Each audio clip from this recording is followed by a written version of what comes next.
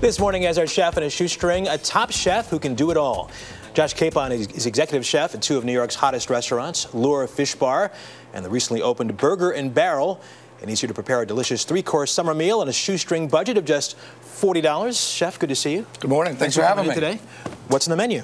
Well, we're going to start with a little tomato salad. Summertime, right? Tomatoes, grilled red onion, and a red wine vinaigrette. We got some baby back ribs with a little sherry barbecue sauce.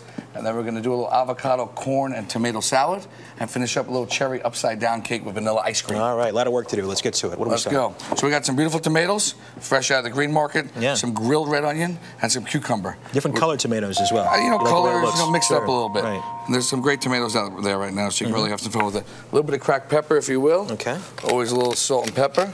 Good. I'm going to finish it with a little bit of micro basil, whatever kind of basil you have. Okay. Nice fresh basil. All right, see all the colors coming together. The vinaigrette coats everything. I'm going to put that right in the bowl. Simple. And again, tell me about this dressing. Red wine vinaigrette. Red wine vinegar, simple stuff. Extra virgin olive oil, salt and pepper, a little bit of Dijon mustard just brings it all together. All right. And there you go. Can I try some of this? And the grilled red onion, when you grill the onions, they're not as sharp, so they bring out all the sweetness when they caramelize.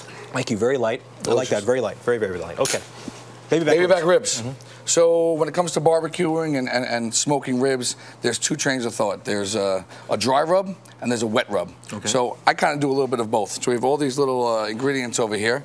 We got some onion powder, some garlic powder, some salt, some brown sugar, some paprika, some cayenne pepper, some dried rosemary. That's a lot of cayenne pepper. Well, it's actually everything's equal parts except for the cayenne pepper. All right. That's half. Ah, okay. All right. And if you can whisk those all together for me. And the last thing you put in right there, I'm sorry, what was that? That was paprika. Paprika, okay. All right. So what we're going to do is we're going to do a dry rub, and you want to let that sit on the ribs for about, that's okay. You want to let that sit on the ribs for 2 to 3 hours or overnight. All right. All right, obviously the longer the better. Okay. But that's where you're going to get all your flavor. All right, whenever you season, we always say we season from up above. Yeah. So it just kind of drips over. Is that really a key part of this, to let it sit for a while? 100%. Just doing this and 100%. Anytime you marinate anything, the longer the better. And you know what? Don't be afraid to get in there, work it, massage it, make sure you get all the nooks and crannies on there. Now, when you're at the shop and you're looking for ribs, anything in particular you want to look for? You know, these are Hatfield Farms ribs, which is a farm up in Pennsylvania, which is doing some great pork. Nice local farm. Okay. You want great color, like a nice pinkish color.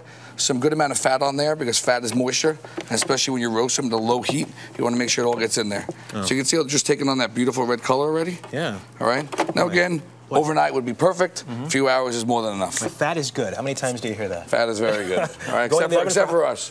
So we're going to slow roast these in the oven. All right, about 250 degrees for about an hour and a half. Okay. All right, have some fun with them. Flip them around a little bit. And there you go. And of course, we have our.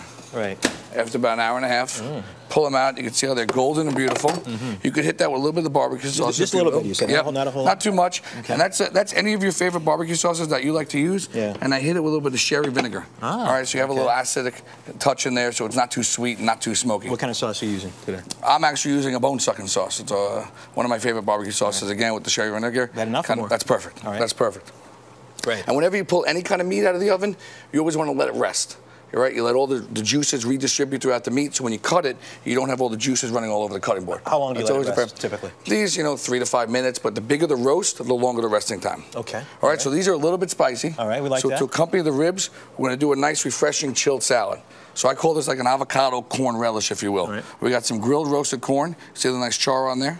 All right. Some beautiful orange segments. Fresh avocado, nice and creamy. Chopped scallions for a little bit of bite. More tomatoes. Cherry tomatoes, once again. You can hit that with a little bit of salt, if you will. Like a dash? Dash, sprinkle, whatever you want to do. A little extra virgin olive oil. Golden liquid. Okay. A little bit of lime juice. All right. Now what you want to do is you want to get the avocado almost begins to coat everything in there. Because the creaminess texture will break down. It brings everything together. All right. All right. You see all the colors going on in there? Beautiful. Got the ribs, the little fat in the ribs, but this is healthy stuff. 2 salads. It is healthy, and everything's in moderation. Right. Ribs aren't as bad as people think they are, and when you accompany with this kind of stuff, you are good to go. I'm going to do this. We're going to get to the dessert in just a second. Okay. Let me give everybody the cost breakdown to see how you did on this incredible meal that you're making today. Let's see, $39.91. Let's see where you stand among our folks. Well, didn't quite make the top 3, but it's okay. Very quickly, tell me about dessert. Cherry upside down cake.